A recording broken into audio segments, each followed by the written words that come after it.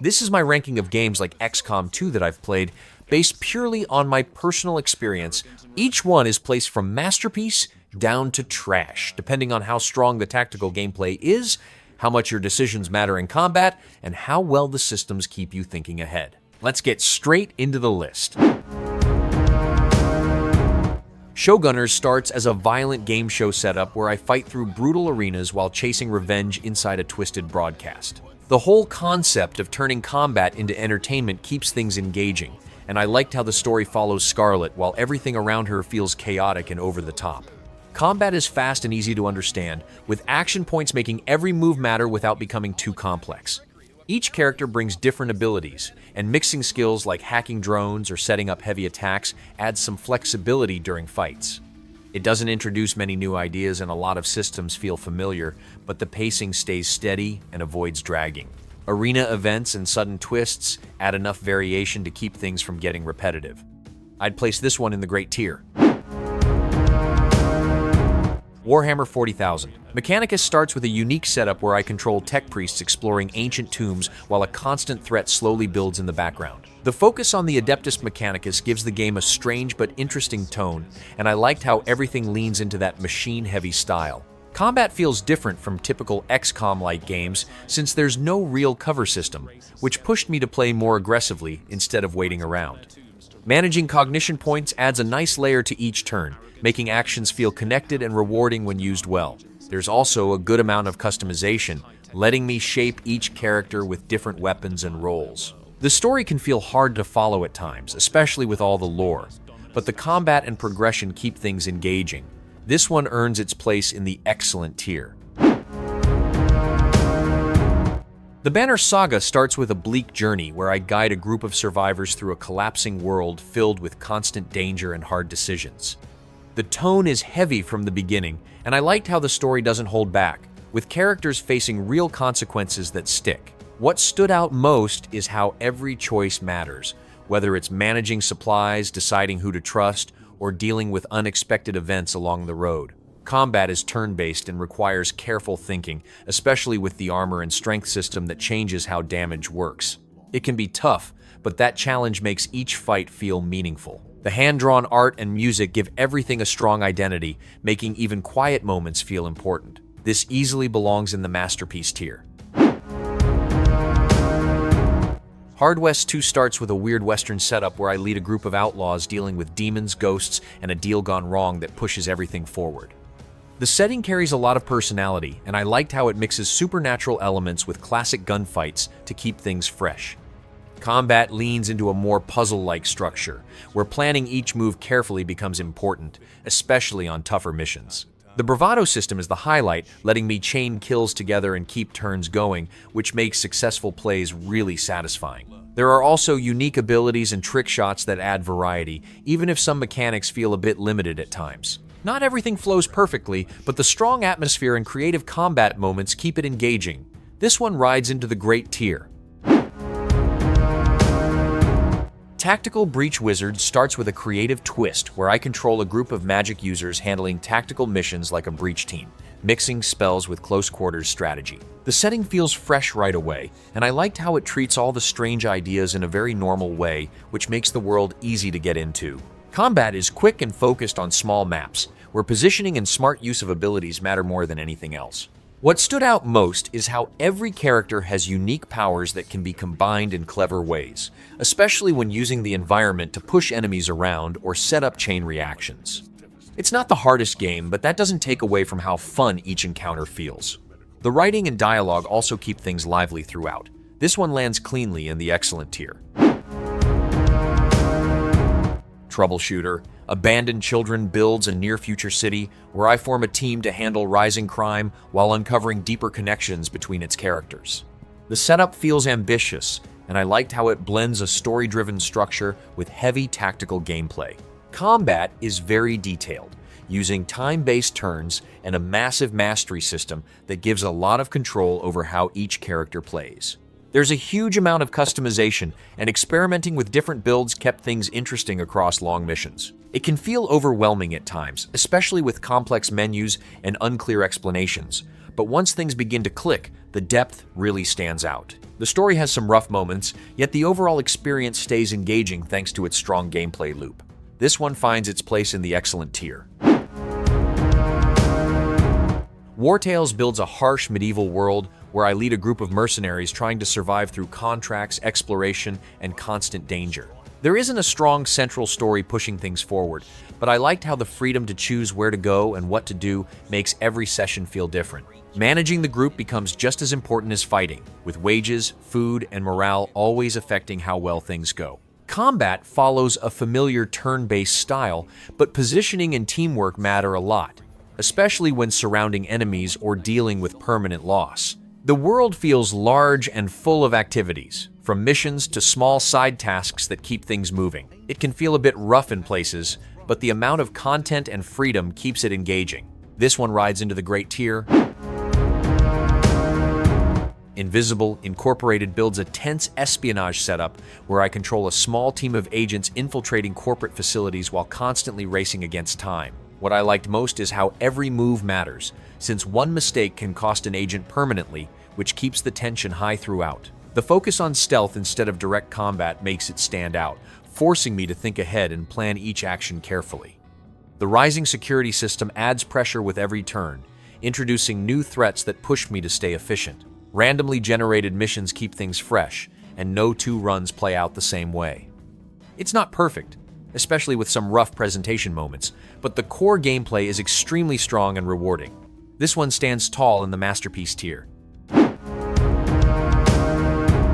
Cyber Knights. Flashpoint builds a cyberpunk world where I lead a crew of operatives taking on dangerous missions while balancing stealth, combat, and planning. What stood out quickly is how flexible each mission feels, giving me the choice to stay silent or go loud depending on the situation. The stealth system is detailed, with enemies reacting over time, which makes every move feel important and pushes careful thinking. Combat also feels solid, especially with the gridless movement and use of environment for positioning. There's a lot of depth in character build skills and upgrades, which adds strong variety across missions. It can feel overwhelming at first with so many systems to manage, but once understood, everything connects really well into a satisfying loop. This one fits nicely into the great tier. Phantom Brigade builds a unique tactical setup where I control a squad of mechs by planning out a few seconds of action before watching everything play out in real time. The prediction system is the main highlight, letting me see enemy moves in advance and adjust my plans, which makes each battle feel like solving a moving puzzle. I liked how flexible the combat feels, especially with the free movement and environmental destruction adding to the chaos. Managing positioning is important, since one mistake can lead to friendly fire or units crashing into each other. Outside of combat, things feel much weaker, with a very basic story and a world that doesn't offer much variety. The contrast between strong battles and a bland overworld is noticeable, but the core gameplay still holds up well. This one settles into the good tier. Massive Chalice builds a long-term strategy setup where I guide generations of heroes over hundreds of in-game years, managing bloodlines as much as battles. The idea of creating new classes through marriages and watching characters grow old adds something different to the genre, and I liked how it gives a sense of time passing. Combat leans toward aggressive play, pushing me to attack and control enemies instead of staying defensive, which changes the usual approach.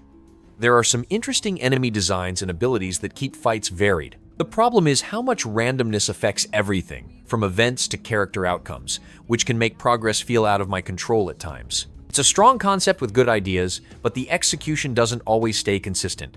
This one settles into the good tier. The Lamplighters League builds a 1920s adventure setup where I control a team of unique characters taking on missions around the world while racing against rising threats. The idea of mixing stealth and turn-based combat works well at first, and I liked how each character brings different abilities that can be combined in smart ways. Early missions feel balanced and give time to understand the systems, but the difficulty quickly spikes and starts to feel frustrating rather than rewarding. Missing shots and constant pressure from enemy reinforcements make fights more stressful than strategic. There's a lot of charm in the characters, writing, and overall presentation, which keeps things interesting for a while. Still, the gameplay issues and pacing problems hold it back from reaching its full potential. This one falls into the mediocre tier. Expeditions. Rome builds a historical campaign where I lead a Roman force through major conflicts while making decisions that shape both battles and story events. What stood out most is how it blends tactical combat with a broader strategy layer, letting me manage troops, morale, and choices that don't always have clear outcomes. The turn-based battles are a big highlight, with strong class synergy and scenarios that stay varied, including large multi-stage fights that carry consequences forward. I also liked how some missions can be completed in creative ways without direct combat.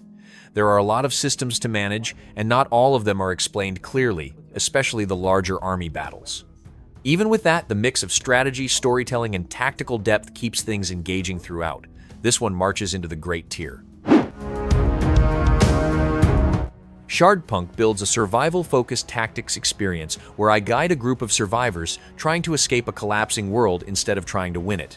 The constant pressure is the main idea here, and I liked how every mission pushes me to keep moving instead of slowly clearing enemies. Combat is familiar on the surface, but the endless threat and limited resources make every decision feel more serious. Managing inventory, crafting, and keeping the team alive adds another layer that fits the theme well. The atmosphere is strong, with a bleak world and good visual style that supports the tension.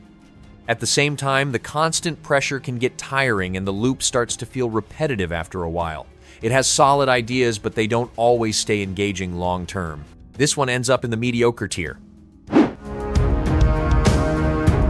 King Arthur, A Knight's Tale, builds a dark fantasy world where I control a group of knights in a twisted version of Arthurian legend, fighting through Avalon with a heavy focus on tactical combat. What stood out most is how battles emphasize positioning, facing, and careful use of abilities, especially since my small team is often outnumbered by large enemy groups. The armor and vitality systems add depth, making each fight feel more strategic and punishing if mistakes happen. I also like the overall theme and how familiar characters are reimagined in a darker way. The downside is that missions can feel repetitive over time, and some parts drag longer than needed. Even with those issues, the core combat and atmosphere keep things engaging enough to stay invested. This one earns its place in the great tier. Miasma Chronicles builds a post-apocalyptic world where I control a small group of characters navigating dangerous areas while preparing carefully for each encounter. Combat follows a familiar turn-based style, but the need to plan before fights, especially using stealth to pick off enemies, makes a big difference. I liked how each battle feels designed with specific challenges, pushing me to adjust skills and loadouts instead of relying on one setup. The system rewards smart decisions, and mistakes can quickly turn things against me. There's also a strong focus on critical hits and ability combos, which adds some exciting moments during fights. The downside is the story and characters, which feel weak compared to the gameplay, along with some technical issues. Even so, the combat remains solid enough to stay engaging. This one settles into the good tier. Valkyria Chronicles builds a unique war story where I lead a squad through an alternate version of history, mixing strategy with direct control in a way that feels different from most tactics games. What stood out immediately is the blend of turn-based planning and real-time movement, letting me control units directly on the battlefield while still thinking ahead. Each class plays a clear role, and managing command points adds another layer to every decision. The presentation also leaves a strong impression, with a watercolor-style look and a story that unfolds like a book, making the whole experience feel more personal. Combat can be challenging and punishing if mistakes happen, but that makes victories more satisfying. Everything comes together in a way that feels complete and well thought out. This one stands as a masterpiece tier entry. Classified. France 44 builds a World War II setup where I lead a team of commandos working behind enemy lines to prepare for D-Day. What stood out most is the mix between mission-based tactics and the larger strategy layer, where managing resistance factions and morale actually affects how things play out. Combat follows a familiar turn-based style with action points, but the morale system adds an extra layer, making suppression and pressure just as important as dealing damage. I also liked how stealth and ambushes can give an advantage before fights fully begin. The missions offer multiple paths, which keeps things flexible and interesting. Some systems take time to understand, but once everything clicks, it feels rewarding to manage both the squad and the bigger picture. This one holds its ground in the good tier. That's my full ranking of XCOM 2 style tactical games based on how much they made me think, plan, and adapt in every fight. Some stand out with deep systems and meaningful decisions, while others fall short, but each one brings its own take on tactical strategy. Thanks for watching, and I'll see you in the next one.